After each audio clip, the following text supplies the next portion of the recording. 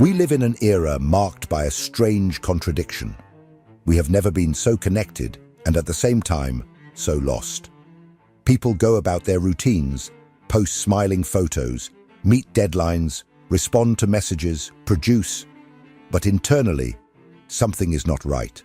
A persistent feeling of emptiness, a diffuse anguish, a fatigue that cannot be explained solely by physical tiredness.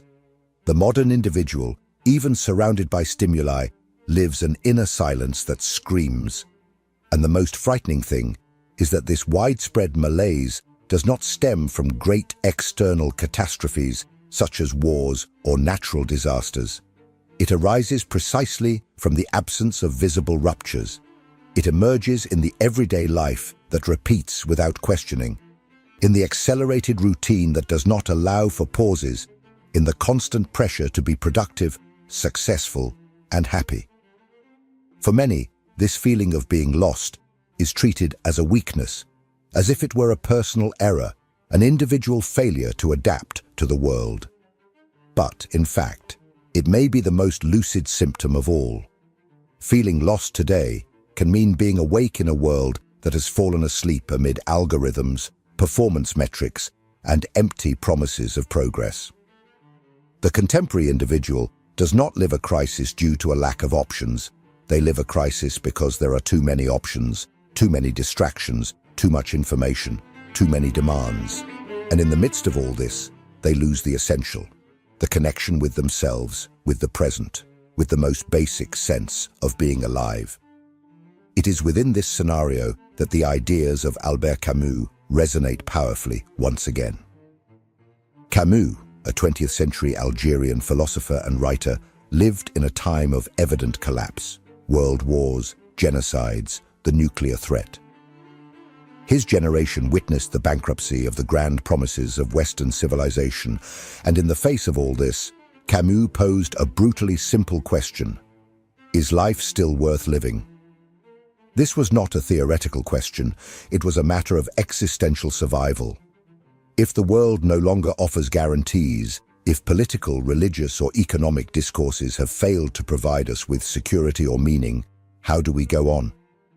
This video is an invitation to pause, a moment to breathe, reflect, and perhaps rediscover what has been lost. Not out there, but within. Because being lost does not mean failure. Being lost can be the first step toward discovering a new path. And Camus, with his courageous and profoundly human philosophy, can help us navigate this path with greater awareness, even if it leads nowhere predictable. In the 20th century, Albert Camus observed a world in ruins. 2 world wars had exposed the moral and spiritual bankruptcy of modern civilization. Barbarism was no longer an isolated deviation. It had become structural. The Enlightenment's promise that progress would bring reason, peace, and meaning was crushed by extermination camps, atomic bombs, and a humanity that seemed to have lost any moral reference. It was a devastating scenario where old values no longer served and new ones had yet to be born. It was in this context that Camus coined his central thesis, the absurd. The absurd, for Camus, is not an attribute of the world itself, but arises from the confrontation between the human need to find meaning and the universe's mute indifference. Human beings yearn for order, for answers, for a logic that justifies their pain and existence. But the world responds with silence. And it is from this confrontation that the feeling of absurdity emerges. A deep discomfort, a crack in the soul that can no longer be ignored. For a long time, it was thought that this type of nihilism was an exclusive characteristic of extreme times, such as wars or social collapses. But what we are experiencing today is a new form of absurdity, much more subtle and therefore more dangerous. Liquid modernity, as Zygmunt Bauman would say, has dissolved the structures that once supported our identities: religion, community, ideologies, family. In their place, we have a constant promise of individual freedom and self-construction. which resembles a sentence of loneliness and continuous self-exploration. We live in a time where everything is possible, but nothing is certain, where all doors are open, but no one knows where to go, where we have access to all kinds of information, but we cannot transform it into wisdom. This abundance of possibilities, far from liberating, paralyzes, and the constant demand to be someone in a world that no longer offers clear references turns into a corrosive anguish. The experience of absurdity today is no longer just in the face of evident pain, but in the repetitive banality, the feeling of being alive without being present, of waking up every day with a slight, nameless despair. Moreover, the language of the absurd has taken on new forms. It is no longer a cry of revolt against a cruel world, but a generalized apathy in the face of a soulless world. It is the employee who mechanically fulfills their shift without knowing why. It is the student who wonders what the point of studying is for a future that seems increasingly unstable. It is the young person who, even having access to everything, feels that everything is lacking. The absurd is in every infinite scroll, in every frustrated attempt to fill the void with notifications, series, or toxic productivity. Camus told us that the absurd arises from this confrontation between the human appeal and the irrational silence of the world. And never has this silence been as loud as it is now. It lies behind tired eyes, overly perfect social media, and conversations that say nothing. We live surrounded by noise, but what suffocates us is the emptiness between the sounds. But if the absurd is inevitable, what do we do with it?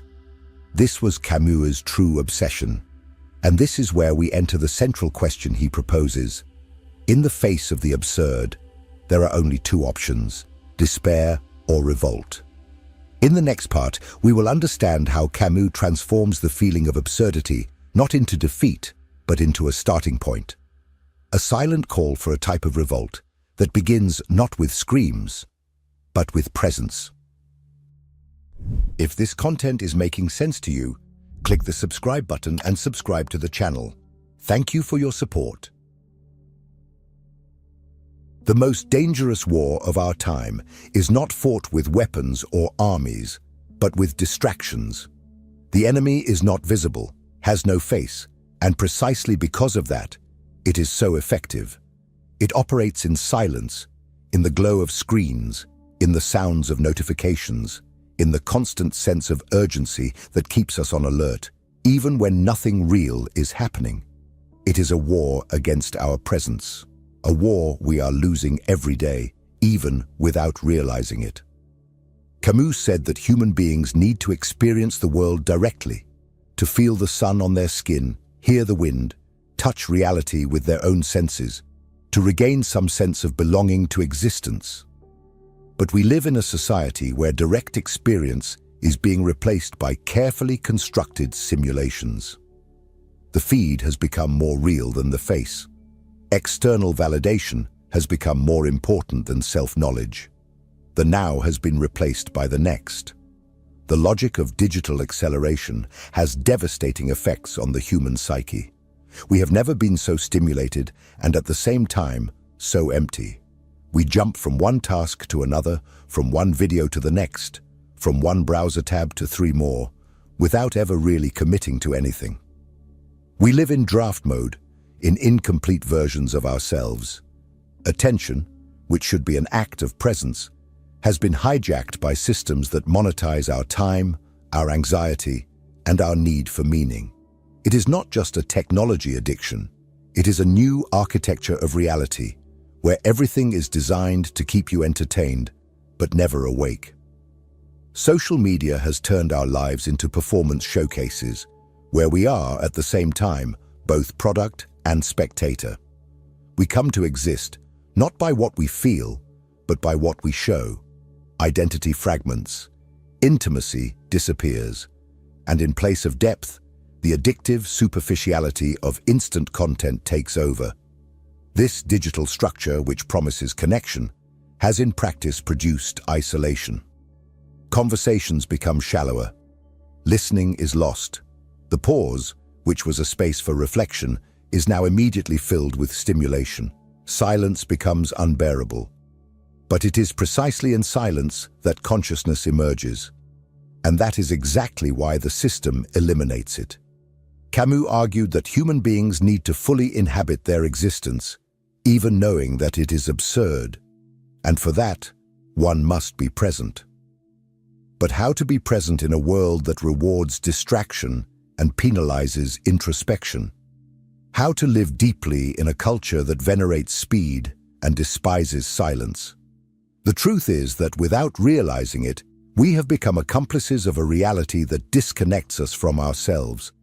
And this disconnection, subtle and progressive, has a very high existential cost. We are losing what is most human, the ability to be here, now, with wholeness, with presence, with truth. There can be no revolt without presence. There can be no freedom without awareness of the moment. But Camus does not stop at the diagnosis. He offers us a path, a silent and profound response to absurdity and alienation. And this response is not theoretical nor ideological. It is experiential. And it begins with a choice between despair and revolt. In the next part, we will understand what Camus meant by this choice, and why revolt, contrary to what many think, is not an act of violence, but of radical presence. In the face of the absurdity of existence, Albert Camus did not offer comfort. He did not try to soften reality with metaphysical promises, religious dogmas, or empty optimism. On the contrary, he started from the harshest premise: the world makes no sense. And instead of fleeing from this realization, he proposed that we confront it with lucidity and courage. For Camus, the awareness of the absurd is not the end. It is the starting point. But once you realize that life has no intrinsic purpose, that no salvation will come from outside, that all certainty is a fragile construction, what remains? According to him, two possibilities arise: despair or revolt. Despair is silent resignation, internal collapse. It is the act of retreating, even if the body continues to move. It is the subject who lives mechanically, who breathes out of obligation, who is content with mere survival but no longer truly lives. In his work, The Myth of Sisyphus, Camus discusses the total abandonment of the will to live, not only as an extreme act, but as an existential stance, one in which the individual renounces the desire to understand, to feel, to create. He continues to exist, but gives up living fully. The other option is revolt, but beware. For Camus, revolting against the absurd does not mean rebelling violently or destroying the external world. Revolt is intimate, silent, profound. It is an act of affirmation of life, even knowing that it is finite, uncertain, and devoid of objective justification. It is saying yes to existence, not because it makes sense, but precisely because it does not. Revolt is living despite the absurd, or perhaps because of it. It is here that Camus' philosophy gains its tragic beauty. He does not invite us to flee from existential pain, but to inhabit it with dignity. The Camusian rebel is one who, even aware of the farce of ready-made systems of meaning, chooses to stand firm, who creates, who loves, who contemplates, who acts, not because he believes in a guaranteed tomorrow, but because he recognizes the unique and irreplaceable value of the now. Revolt is the commitment to live with intensity, even without any guarantees. It is to refuse the comfort of lies without falling into sterile nihilism. And this leads us to a powerful shift in perspective. If the world is indifferent, then everything that is real, everything that is felt, everything that is lived, acquires an even more precious value. The beauty of a simple gesture, the intensity of a gaze, the pleasure of breathing deeply in silence, all of this gains an almost sacred importance, not because it carries an ultimate meaning, but because it is all we have. Camus was not a pessimist, as many believe. He was, paradoxically, a radical humanist, He believed in the human capacity to create meaning where no given meaning exists, to live with awareness, to commit to life even when it seems empty, to say, "I know that the universe is indifferent, but I am not." This is the central dilemma that Camus presents to us. Either we succumb to emptiness and lose ourselves in despair, or we choose revolt, a silent but deeply active revolt that begins the moment we decide to be truly present in our own existence. But this presence is not just a state of mind. It demands something that has become exceedingly rare in today's world: to slow down. And it is precisely this that Camus proposes as a practical form of resistance, a deliberate return to the natural rhythm of life. In the next part, we will explore why, in an accelerated and productivity-driven society, slowing down may be the most subversive act of all. Camus believed that beauty resides in simple things, and that reconnecting with them is a legitimate path to existential salvation. If what you're hearing resonates with you, you'll find real value in my ebooks. Beyond the Shadow breaks down Jung's core ideas, while Dialogues with the Unconscious gives you a 30-day path to apply them in your life. Both are linked in the pinned comment. Slow down. A simple word, but one that sounds almost heretical in the modern world. In a society built on the logic of productivity, speed, and constant optimization, stopping is seen as waste. Resting has become synonymous with weakness. Living slowly is interpreted as a lack of ambition. Time today is no longer lived, it is managed, fragmented into goals, tasks, deadlines, and performance metrics. But Camus, with his disconcerting lucidity, proposes exactly the opposite: to slow down as an act of revolt, as a radical gesture of reconnection with the real. The Camusian revolt does not manifest in fiery speeches or noisy protests. It begins in the most intimate, in the decision to experience life directly, sensorially, immediately. For Camus, life finds its value not in grand redemptive narratives, but in small, concrete experiences: the warmth of the sun on your face, the sound of the sea, a walk without destination, the silent beauty of an unplanned moment. These moments, as simple as they are profound, have the power to pull us out of the stupor that speed places us in. Accelerated time depersonalizes. It does not allow for reflection, contemplation, presence. You wake up and you're already late.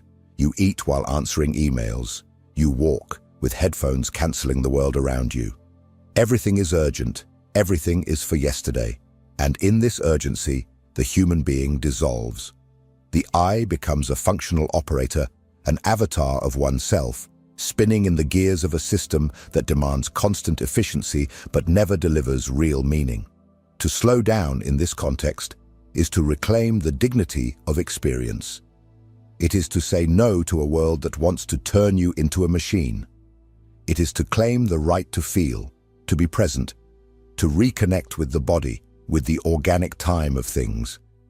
It is to allow silence to exist, for boredom to appear, for the mind to breathe. But why is this so difficult? Because we have been conditioned to believe that the value of life lies in what it produces and not in what it is. And this leads us to a kind of daily self-violence. Even when the body asks for a pause, we continue. Even when the emptiness screams, we add another task to the agenda. We are always going somewhere, even without knowing where, because what matters, apparently, is not to stop. Camus offers us another logic, the logic of presence. To be present is to resist. It is to create a gap in the unbroken flow of alienation. It is to say, I am not just an exploitable resource. And this choice, however small it may seem, has immense implications. It changes the way you relate to time, to others, to the very meaning of existence. Because when you slow down, something extraordinary happens. You begin to perceive, and in perception, the possibility of transformation is born. It is in this space of conscious slowness that beauty reveals itself. And Camus deeply believed in beauty as resistance. He did not seek an idealized or rhetorical beauty. He spoke of real, concrete, tangible beauty. The beauty of being alive, even amidst chaos.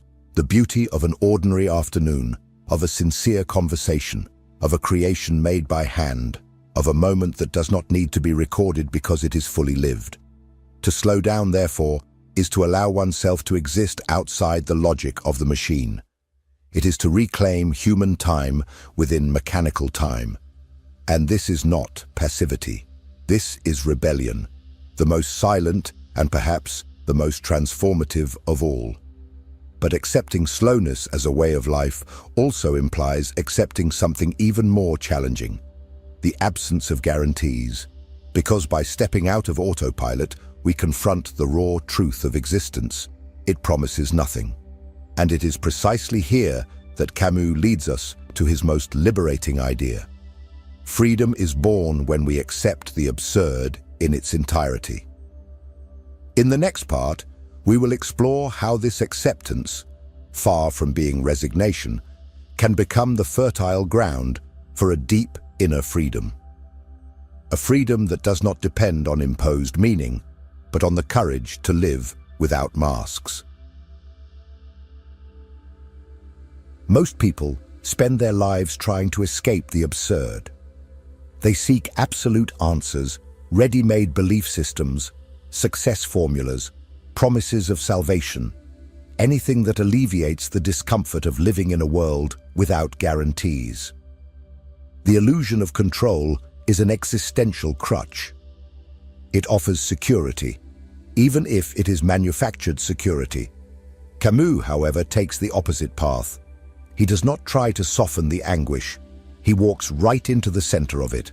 And there, at the heart of the absurd, he finds something that few dare to seek: freedom. Accepting the absurd is accepting that life has no guaranteed external purpose, that the universe owes you no explanations, that things happen and often make no sense at all. This realization seems desperate to many, but Camus shows us that it can actually be profoundly liberating. Because by abandoning the need to justify existence with grand narratives, you free yourself from the obligation to get somewhere. You begin, finally, to live. The freedom that arises from accepting the absurd is not libertinism nor indifference. It is responsibility. Because if there is no given meaning, then it is up to you to construct your own. Not as someone who invents a lie to console themselves, but as someone who consciously chooses to live in fidelity to their own experience. This is Camus's full revolt, that of a lucid human being who recognizes the void but refuses to be swallowed by it. The beauty of this stance lies in its serene radicality. There is no need for transcendent appeals. There is no escape to future promises. Everything is here, now. The touch of a hand, the smell of coffee, the unexpected laughter, the silence between two sentences. Life does not need to prove its worth. It is already valuable simply for being lived with awareness. And it is precisely this that makes everything so fragile and so precious. Camus knew that living without illusions requires courage. Lucidity comes at a price. There is no longer room for artificial hopes or empty goals, but in return, you receive something much more real: the right to be whole, to feel everything, the pain, the beauty, the fatigue, the joy, without needing a higher reason to validate your experience. You feel, and that is enough. This is the point at which the absurd transforms. It ceases to be an enemy to be defeated and becomes a landscape to be inhabited. When you accept that meaning will not come from outside, you stop waiting. And when you stop waiting, you begin to perceive. And by perceiving, you start to create. A way of living that is more authentic, more present, more yours. And here lies the most powerful paradox of Camus's philosophy. It is precisely when we abandon the search for a great purpose that we open ourselves to the miracle of the moment. It is when we stop demanding that life reward us that we begin to receive what it has always offered. The chance to be here, truly. In the final part of this video, we will talk to those who feel this emptiness, this confusion, this loss of direction, because perhaps if you feel lost, it is not the end. Perhaps it is the beginning. And Camus can help us understand that being lost is, in fact, the first sign that we are awakening. Feeling lost is not a failure. It is not a sign of weakness or dysfunction. It is, in fact, a symptom of lucidity. In a world where so many live anesthetized by speed, superficiality, and the relentless pursuit of distraction, those who feel the void are, paradoxically, closer to the truth. Because seeing the absurd is recognizing that something is not right. And that is an act of consciousness, a sign that you are alive. Albert Camus did not write to console, he wrote to awaken, and awakening often hurts. Because it involves looking at life without the filters that culture imposes, without the motivational cliches that mask anguish, without the easy shortcuts of self-help. Awakening is realizing that the world will not give you guarantees, that there may not be a grand plan waiting for you. But it is also discovering that, despite this, or precisely because of it, life can be extraordinary.